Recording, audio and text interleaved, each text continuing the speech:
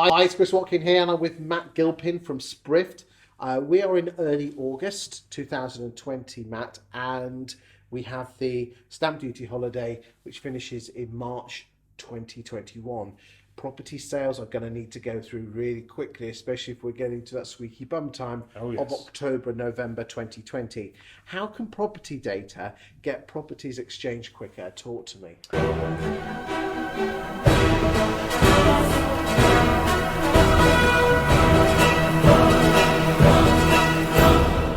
Okay, so what I'm hearing on the sort of down at ground level, if you like, is that I speak to both estate agents and solicitors all the time.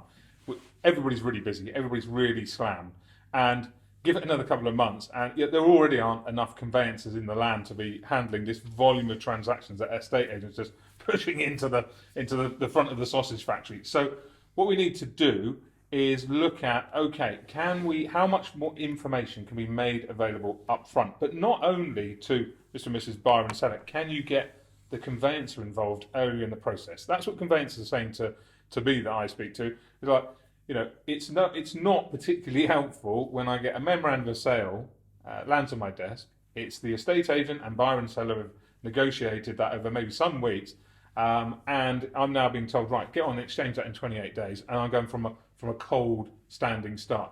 So how about getting the conveyancers just involved early in the process? Something else on listing. Yeah, exactly. Why not? And the money doesn't have to be expended, so that can't necessarily be the objection.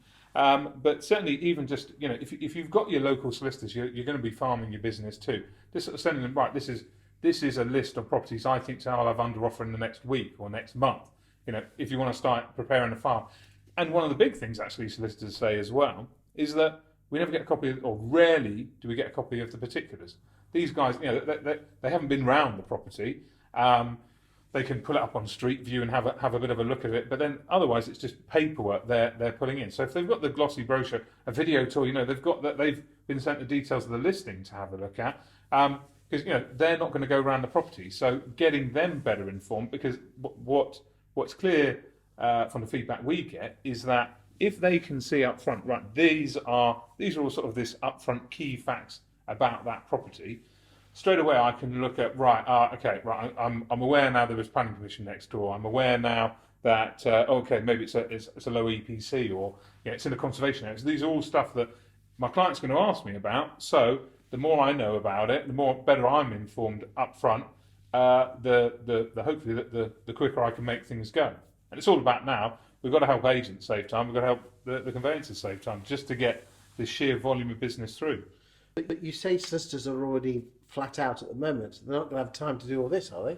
Well, I'm saying what's fed back to us. And anything we can do to save them time, the better.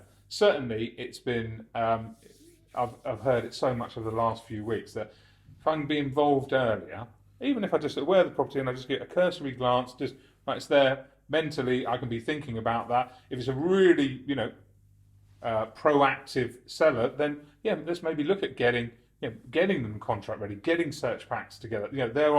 It's no surprise that more and more solicitors estate agents are looking at those kind of things, bringing properties to market, contract ready, and then when the property goes under offer, are you going to put a property under offer without having evidence, or certainly making a strong recommendation that the solicitor is putting funds at that stage? Because I also hear a lot that 2 to 3 weeks of this 19-week transaction period, well, you could immediately reduce that by 2 to 3 weeks by putting me in funds day one, because I can quite often, as a solicitor, be waiting 2 to 3 weeks to be put in funds. And if you're not with a firm that's going to order the search just once they've got the instruction, then time's wasted there as well. Really, estate agents and solicitors need to work closer together, don't they? Has that ever been said before? Yeah, plenty of times. Exactly. So exactly that, yeah. And I think that there's this age-old battle between estate agents and solicitors, and as somebody who's very passionate about trying to simplify the transaction process, it's not.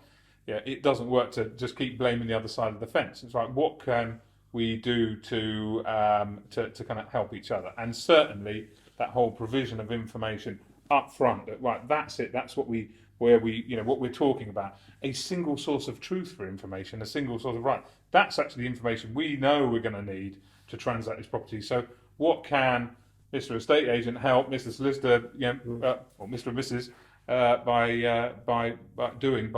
By getting as much prepared as early as possible. It's been fascinating. Thank you very much, Matt. You're very welcome. Thank you.